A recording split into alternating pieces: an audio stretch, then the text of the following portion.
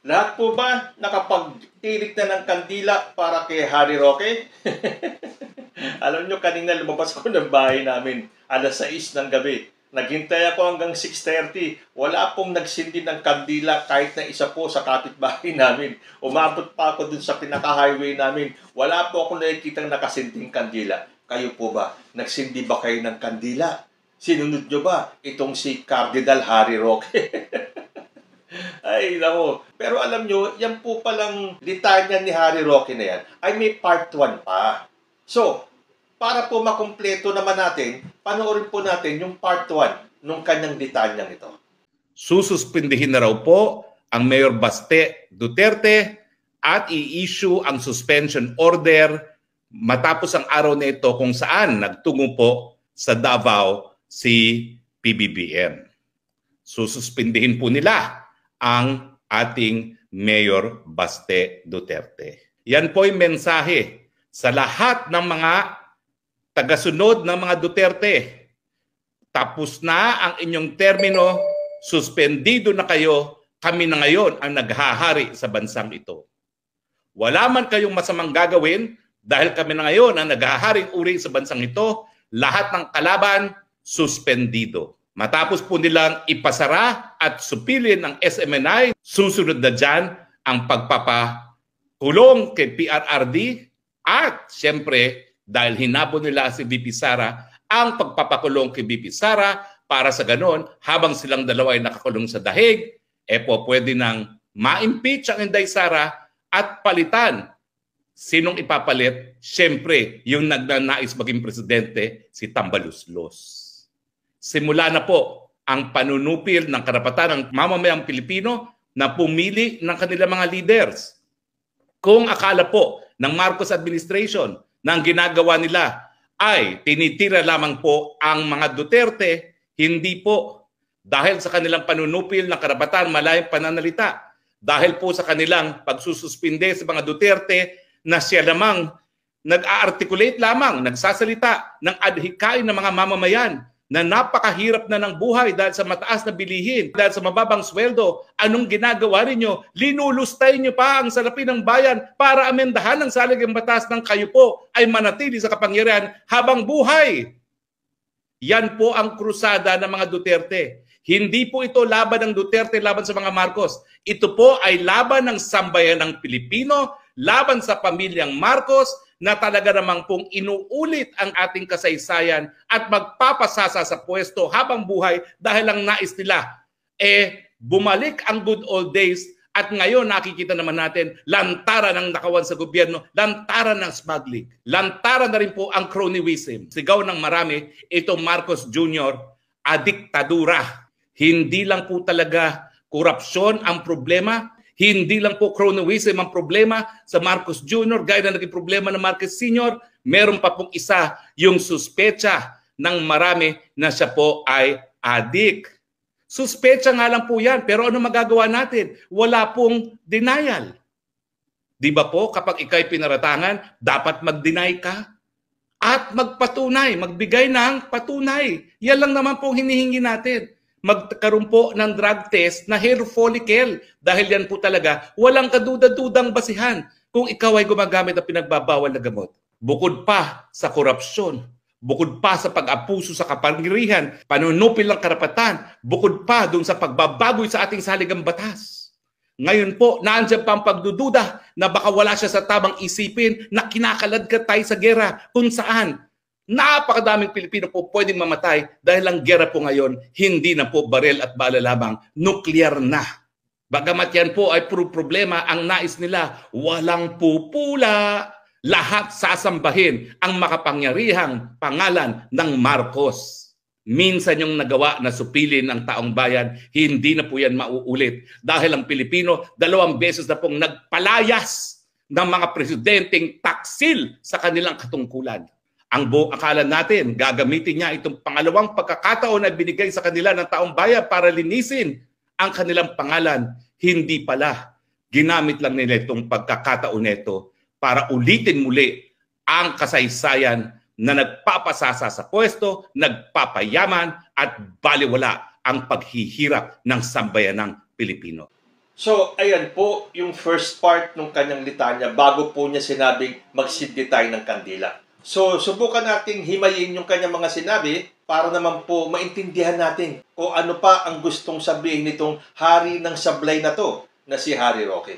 Una po, sinabi niya, sususpindihin na daw si Mayor Baste Duterte at i-issue daw yung suspension order matapos yung araw na yun. At yan po ay sinabi ni Harry Roque noong June 6. June 9 na po ngayon.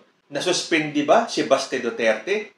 Parang hindi yata eh. So ano ibig sabihin nito? Ay ito na naman si Hari ng Sablay at sumablay na naman sa kanyang bolang kristal na sususpindihin daw si Baste Duterte bago matapos yung araw na sinasabi niya. 2 araw na ang nakalipas pero wala pa pong suspension order para kay Baste Duterte. Nako, Harry Roque, sa susunod naman, magbalita ka naman ng may katotohanan. Kaya walang-wala ka ng kredibilidad eh. Walang-wala nang naniniwala sa'yo. Malamang, pati dyan sa kampo nyo, kukunti na lang napapaniwala mo. Tandaan mo nung nilaglag ka ni Sal Panelo at saka ni Digong, pero hindi ka pa rin natuto. Sige ka pa rin sa pagbubulid ng mga kasinungalingan dahil ang nakikita ng taong bayan sa'yo ay sobrang bitterness. Naku, nakamamatay yan, Harry Roque.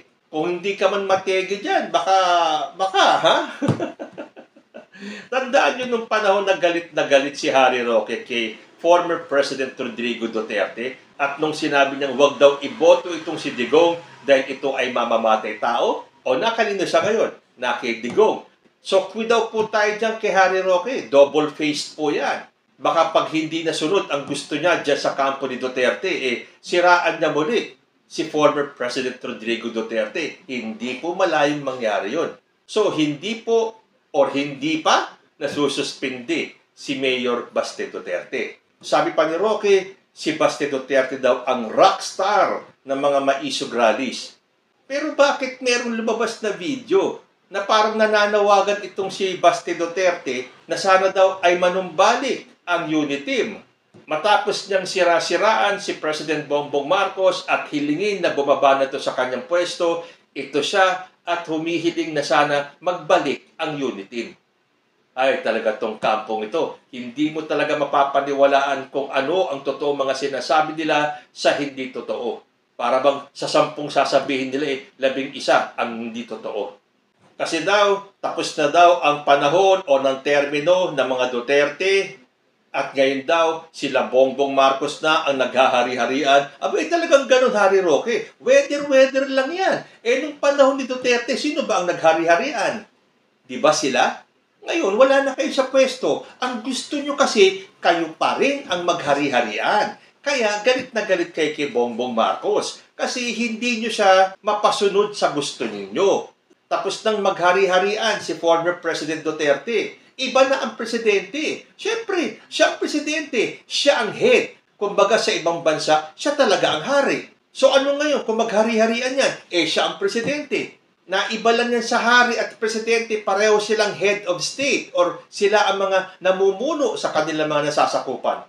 So, ano ngayon kung maghari-harian si President Bongbong Marcos? Karapatan niya dahil siya ang presidente. Tapos na si Digong. Alisin nyo na sa inyong mga pantasya na siya pa rin ang presidente. Hindi na siya ang naghahari-harian.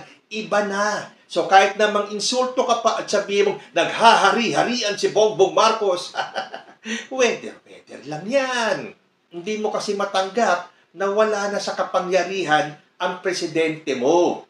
Ang presidente na namin ang namumuno ng bansang ito. At kung ano ang sa tingin ni Bongbong Marcos ang makabubuti para sa mas maraming Pilipino, yun po ang ginagawa niya.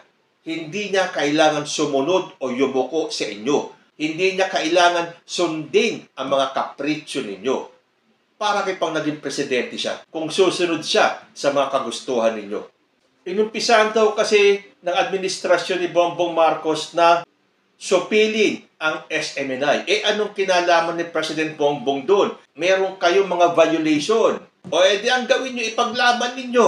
Ganun lang yun. Huwag lahat isisi kay President Bongbong Marcos. Although, ano pa ba naman ang aasahan namin? Lahat naman na sinisi ninyo kay President Bongbong Marcos Pati nga yung suspension na yan. binabato mo kay Bongbong Marcos, wala ka na kasing magawa eh. No? Yan po ang senyalis ng mga talunan.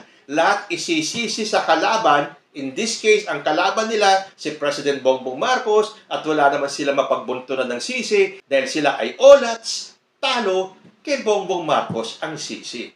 At ang susunod daw ay ang pagpapakulong kay PRRD at malamang kasama rin si VP Sara. Teka muna, linawin natin ng lahat, Harry Roque ha. Wala pa si President Bongbong Marcos sa kanyang posisyon, andyan na ang kaso ni Digong sa ICC. Huwag mong linlangin, huwag mong ibahin ang usapan. Halatang halata ka tuloy, Harry Roque. Hindi tanga ang mga Pilipino. Hindi nyo na kami maiikot pa. Hindi porke kayo ay mga abogado, kami mga simpleng mamamayan, kung ano ang sabihin nyo, maniniwala na kami. Hindi. Diyan tuloy na paghahalata na mas mangmang kayo kaysa sa aming mga ordinaryong mamamayan. Naiintindihan namin na bago pa naupo si President Bongbong Marcos bilang presidente, ay hinahabol na ng ICC si Digong. At kung kasama man si Vice President Sara Duterte, so be it. Ano ang magagawa ni Bongbong Marcos doon kung talagang kasama si VP Sara sa kaso? At ano ang kasalanan ni Bongbong Marcos kung magpalabas ng arrest warrant ng ICC? Ang tataas kasi ng ihi ninyo eh. Akala ninyo, kayo ang naghahari-harian. Akala ninyo, kayo ang laging tama. Eh hindi. Hindi nyo pwedeng paikot-ikutin o ibahin ang kwento. Alam na ng taong bayan ang totoong kwento ng ICC at walang kinalaman dyan si President Bongbong Marcos. Siya pa nga ang humaharang. Siya pa nga ang pumipigil para maaresto si Digong. Pero kung ganyan din lang kayo ng ganyan, huwag niyong susubukan, huwag niyong uubusin ang pasensya ni President Bongbong Marcos. Dahil kung hindi kayo titigil, kahit na sinong presidente, ang pinagtatanggol kayo, hinaharang ang ICC, mapipilitan siyang magbago ng desisyon. Tapos yung sunod niyang sinabi, para daw habang nakapiit si Digong sa si VP Sara sa dahig, pwede nang ipa-impeach si Sara Duterte para ipalit daw sa pwestong Vice President itong si Tambaloslos, itong si Martin Romualdez. O, isa na naman itong kasinungalingan ni Harry Roque. Paano magiging si Martin Romualdez ang papalit kay VP Sara? Hindi mo ba alam, Harry Roque? Hindi ba abogado ka? Kami nga alam namin yung presidential succession sa gobyerno natin eh. Tulungan kitang mag-Google, Harry Roque. Sabi po dito, the line of presidential succession as specified by Article 7, Section 8 of the Constitution are the Vice President, Senate President, and the Speaker of the House of Representatives. So kung ano man ang mangyari sa presidente, ang susunod po sa kanya ay ang Vice President at kung hindi magampanan ng Vice President, ang papalit sa kanya ay yung Senate President. At kung hindi pa rin magawa ng Senate President na maging presidente, saka pa lang po papalit ang Speaker of the House of Representatives. So nakita nyo na ang mga kasinungalingan na inilalabas nitong Harry Roque na to. Talagang siya po ay hari ng sablay. Ewan ko ba, Harry Roque, hindi ka ba kinikilabutan sa mga kasinungalingan na sinasabi mo?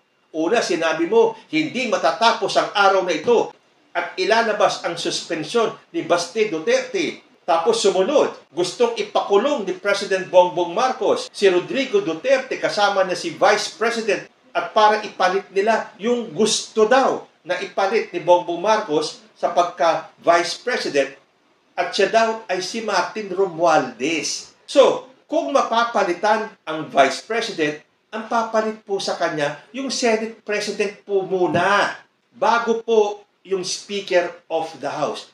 Masyado mo namang ginagago ang mga Pilipino. Ano akala mo sa amin? Tanga at bobo? So, ito pa isang kasinungalingan ni Roque.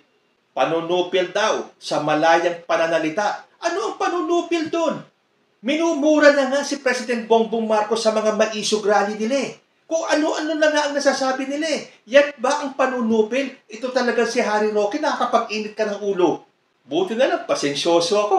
Hindi ako madadala ng mga pananalita ni Harry Roque para mag-init ang ulo ko. Dahil kitang-kita naman po natin. Hindi dapat pag-initan ng ulo itong si Harry Roque. Ito dapat pinagtatawanan at kaawaan. Dahil ang mga lumalabas po sa kanyang bibig ay puro kasinungalingan na lang. Ito nga ngayon kung ano-ano sinasabi niya. Yan ba ang panunupil sa malayang pananalita? Mula kay former President Rodrigo Duterte, kung tawag-tawagin niyang bangag si President Bongbong Marcos, nagkokokay, hanggang kay Baste Duterte, hanggang sa inyo, hanggang sa mga vloggers ninyo, mura-murahin ninyo si President Bongbong Marcos, yan ba ang panunupil? Dahil ang mga Duterte daw ang nag-articulate at nagsasalita ng adhikain ng mga mamamayan. Uwe! Adhikain ba ng mga mamamayan na mura-murahin ang ating presidente? Punong-puno daw ng korupsyon ang administrasyon ni President Bongbong Marcos. Sino ba ngayon ang lumalabas na may korupsyon? Oy, Francisco Duque, o naglulustay daw ng napakaraming salapi para amyendahan ang saligang batas. Ilang beses naman ang sinabi ng Senado, ng House, na ang babaguhin lang ay mga economic provisions. Kayo ang gumagawa ng kwento. Wala namang sa usapan ng term extensions na yan. Napakalinaw na ang papalitan ay ang economic provisions. Pero siyempre kayo, dahil gusto nyo talaga magpakalat ng kasinungalingan, gusto nyo lasunin ang isipan ng taong bayan, ipagpipilitan ninyo yung kasinungalingan ninyo in the hope na sana yung kasinungalingan ninyo ay balang araw maging katotohanan. Sabi pa niya, hindi daw ito laban ng pamilya Duterte at ng Marcos. Ito daw ay laban ng sambayan ng Pilipino, laban kay President Bongbong Marcos. Parang narinig ko to kay Maharlika. Talagang iisa ang linyahan ninyo, no? Hindi ito laban ng Marcos versus Duterte. Ito ay laban ng sambayan ng Pilipino against kay President Bongbong Marcos. At kaya daw gustong manatili sa pwesto ni President Bongbong Marcos para bumalik daw ang good old days. Sino kaya ang gustong bumalik ang good old days? Hindi makapaghintay ng 2028. Gustong patalsikin si President Bongbong Marcos para iupo si Vice President Sara Duterte. Para ano? Para ibalik ninyo ang good old days ninyo? Alam mo, Harry Roque, lahat ng mga sinasabi mo, lahat ng binabato mo kay President Bongbong Marcos, bumabalik lang sa inyo. Boomerang na boomerang. Sapul na sapul kayo sa mga sinasabi mo. Tapos hanggang ngayon, yan pa rin ang titanya nyo, na drug addict si Bongbong Marcos. At dapat daw siya ay magpa-drug test. Nagpa-drug test na dati. Ngayon gusto nyong ulitin? Anong gusto ninyo? Maging sunod-sunuran si President Bongbong sa inyo? Nagpa-drug test na siya Negative siya. Ayaw niyong paniwalaan. Ngayon gusto nyo drug test ulit. Bakit hindi kaya yung pamilya ni Duterte ay pa-drug test ninyo? O sabi mo, hindi dinidepensa ni Bongbong Marcos yung issue ng drug addict. Hindi ba ang pamilya ni Duterte ngayon, napakadaming mga netizens na sila ay inaakusahan, na sila ay pamilya bangag? Nagsasalita ba sila? Pinagtatanggol ba nila yung sarili nila? O hindi ba may kumakalat na picture o video si Baste Duterte na sumisinghot siya ng cocaine? Naunahan pa yung sinasabi ninyong polvoron video. Na January pa lang sabi niyo ilalabas. June na ngayon. Tapos may biglang lumabas na picture ni Baste Duterte. Nagsalita ba siya? Pinagtanggol ba niya yung sarili niya? Hindi. Dahil alam natin kung sino ang nag-aakusa, in this case, kayo ang nag-aakusa kay President Bongbong Marcos, kayo ang magpakita ng ebidensya. Alam na alam po natin yan. Kung sino ang nag-aakusa, ang maglabas ng ebidensya. So, bago mo hilingin na magpa-drug test si President Bongbong Marcos, yan munang pamilya Duterte ang hingan mo ng drug test. Tapos ang huling sinabi mo, isang issue daw ngayon na baka wala na daw sa tamang pag-iisip si President Bongbong Marcos dahil kinakaladkad daw tayo sa gera. Kayo ang nagpapakalat ng gera Hindi lang naman Pilipinas ang may problema sa China. Andyan ang Vietnam at andyan yung mga karating bansa natin. Ginera ba sila ng China? Hindi. So, kayo lang. Kayo ang nagpapakalat ng balita na makikipaggera ang Pilipinas sa China. Pinaglalaban lang po natin ang karapatan natin na hindi nyo kayang gawin dahil mga duwag kayo. Hindi porke pinaglalaban ni President Bongbong Marcos ang ating karapatan ay nangangahulugan na ng gera yan. Tanungin nyo yung ibang bansa. Pati nga Japan may problema sa China Pero makikipaggera ba ang Japan sa China? Kayo ang nananakot sa taong bayan. Pero sa tingin ninyo, may naniniwala sa inyo, again, konti lang po, ilang porsyento lang ng Pilipino ang naniniwala sa inyo. Tapos sabi pa nitong si Harry Roque, walang aapula sa makapangyarihang pangalan ng mga Marcos. O so, ibig sabihin, takot na takot kayo sa pangalang Marcos. Nahuhuli din naman ng isda sa bibig, ano? Kasi yung inakala nyong weak leader ay siya pala ang magpapanginig ng tumbong ninyo. Kayo ngayon ang takot na takot kay President Bongbong Marcos. Yung weak leader, mas malakas pa pala at may paninindigan kaysa kay former President Rodrigo Duterte at handang harapin itong bully na China. Na hindi lang po Pilipinas ang binubuli niya, ha? Mind you, huwag kayo magpapaniwala dito kay Harry Roque. Hindi lang po Pilipinas ang binubuli ng China. Magbasa-basa kayo, makikita nyo. Kaya lang siyempre, i-highlight ni Harry Roque ang Pilipinas para nga naman matakot tayo. Dahil kung gera din lang ang gusto ng China, matagal nang ginera ang Taiwan. Nagbanta pa itong si Harry Roque dahil 2 beses na daw ang Pilipino nagpalayas. So gagawin yung 3, palalayasin niyo si President Bongbong Marcos. Bring it on! Yan ang hinihintay namin eh. Ilabas ninyo yung tapang ninyo, yung puwersa ninyo. Ang dami ninyo eh. Kayang-kaya niyong patalsikin si President Bongbong Marcos. Yun ang pantasya ninyo. Yun ang akala ninyo. Dahil tinawag niya pang taksil si President Bongbong Marcos. Again, uulitin natin, boomerang po sa inyo yan, Harry Roque. Sino ang totoong taksil sa taong bayan? So, sa haba-haba ng detalya mo, Harry Roque, sa tingin mo may mapapaniwala ka? O, meron naman siyempre, yung mga supporters ninyo, naiilan na lang. Sige pa, magbanta ka pa. Ano gusto mo? People power pa. Dahil sigurado yan ang susunod nyo eh. People power. Hinihintay po ng taong bayan yung people power, Harry Roque. Pangunahan mo na. Magtawag ka na, mag-ala Cardinal Sin ka na.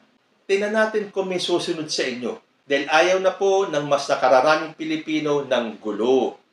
Ngayon pong umaangat na tayo at dahan-dahan na tayong bumabangon, pero nang dahil sa kagustuhan ninyo ng kaguluhan, tumatagal po ang pagbangon natin. Pero pasasaan ba? Matatapos din yung ilusyon ninyo, Harry Roque. Dahil hindi po mananaig ang may mga maiitim na bala laban sa gobyerno ni President Bongbong Marcos. At nabalik tayo dun sa unang sinabi ni Harry Roque na sususpindihin daw si Baste Duterte. Sabi po dito sa balita sa Philstar, Baste to be suspended? Pure gossip, says Abalos. Will Davao Mayor Sebastian Duterte be suspended from office? Former presidential spokesman Harry Roque said, Duterte's impending suspension has been confirmed by various sources. Sinabi pa nga ni Roque na sinabi ng kanyang bolang kristal. Anyway, Roque also cited reports that the suspension order would be served after President Marcos's visit to Davao region to distribute aid to farmers and fisherfolk affected by the El Nino phenomenon.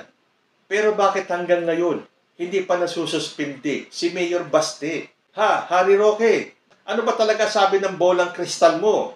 Sabi tuloy ni Interior Secretary Benhur Abalos, lahat ng sinasabi ni Roque are pure gossip. As far as the Department of the Interior and local government is concerned, right now, there is no truth to that. It is chismis. The DILG is tasked to implement the suspension of local officials as ordered either by the Office of the Ombudsman or provincial boards. Kaya nga pinatatanong ni Abalos kay Harry Roque kung saan niya nakuha yung kanyang impormasyon, kung saan departamento. Then obviously, itong si Roque is causing confusion. Yun po ang gusto nilang mangyari. Magkagulo-gulo tayo. Kaya kahit na alam nilang kasinungalingan yung kanilang ipapakalat, go pa rin sila. Kasi nga ang gusto ni Roque is to cause confusion, na magkaroon ng kalituhan ang taong bayan. Sabi naman ng Ombudsman, in a text message, Ombudsman Samuel Martires said, there is no pending investigation regarding any case against Duterte filed before his office. Baste has no case before the Ombudsman. So how can we issue a preventive suspension? Yan po galing na sa DILG at ito galing na rin sa Ombudsman na walang kaso si Baste sa Ombudsman. So paano mag-i-issue ng preventive suspension ang Ombudsman? Papaano sususpendihin si Mayor Baste Duterte? Ipaliwanag mo nga, Harry Roque. Ditong-dito na kami sa pinagsasabi mo eh.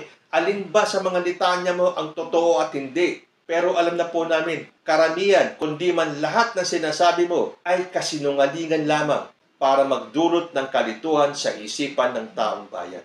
Kayo po, may natitira pa ba kayong paniniwala dito kay Harry Roque? Ako po, wala na. Ano ang masasabi nyo? Comment lang po down below at huwag kakalimutan magtirik ng kandila para kay Harry Roque. Diyos ti Agnina.